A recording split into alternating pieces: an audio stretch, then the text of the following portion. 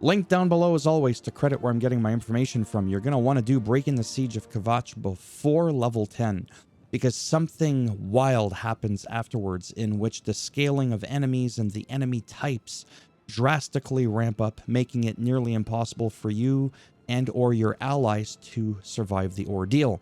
So I'm going to read something here. The level scaling made its way back into the remastered, and the original game designer recently stated that this was a mistake.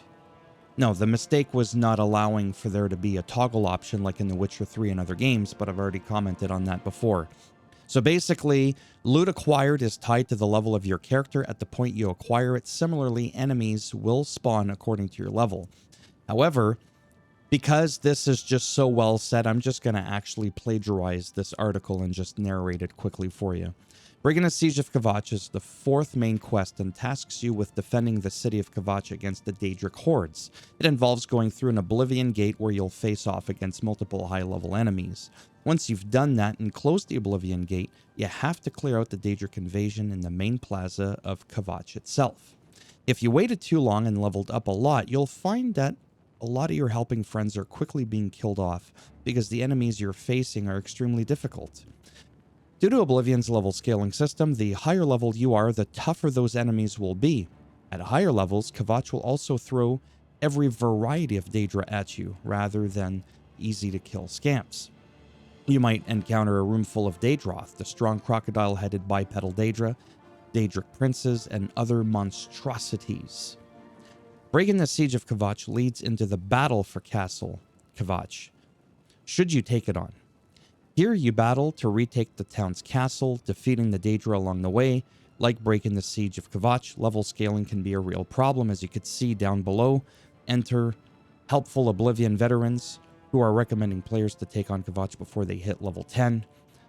There's some do Kvatch before level 10, otherwise you're going to see a lot of wild stuff that you normally should not be seeing. So basically, that's the whole thing.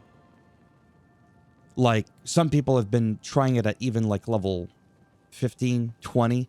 They're finding it nearly impossible. Again, in closing, I think this is absolutely atrocious.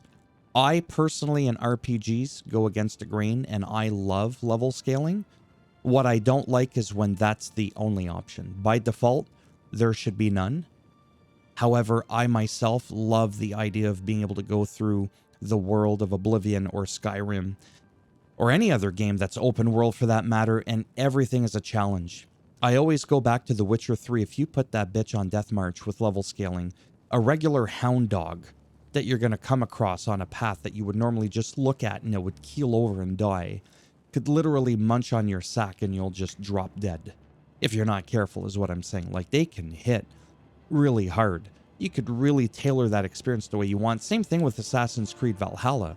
It's got one of the best leveling systems ever in terms of the level scaling options that you have. There's like 3 or 4 different options. Don't like it?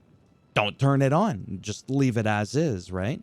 That way everybody wins. So I'm surprised with the efforts that they've made for this remake or remaster. It's not a remake, although it's got some elements of it, but let's not get too technical. It really is atrocious that they haven't addressed that. Now, allegedly, it's a little bit better, but this is still an issue. It'll be interesting to see if somehow they patch that in, but after like nearly 20 years, I don't think they're going to do anything about it now. Heed the warning and proceed with caution. Thumbs up as always if you liked the video. It does greatly help support the channel with the algorithm and trying to make me more relevant in the search results. We could see how well that's been going over the past few years. And if you didn't like the video, go ahead, give it a thumbs down. I'll bend it in half, twist it, not only break it off in your ass, I'll have it so that you wake up in the middle of the night. This is what you see coming at you in your room. And if you want to subscribe to the channel, I don't recommend it, but naturally that would be amazing. And if not, whatever, it happens. Thanks for stopping by anyways. Take care, and if I'm lucky, just maybe, I'll see some of you in the next one. Bye for now.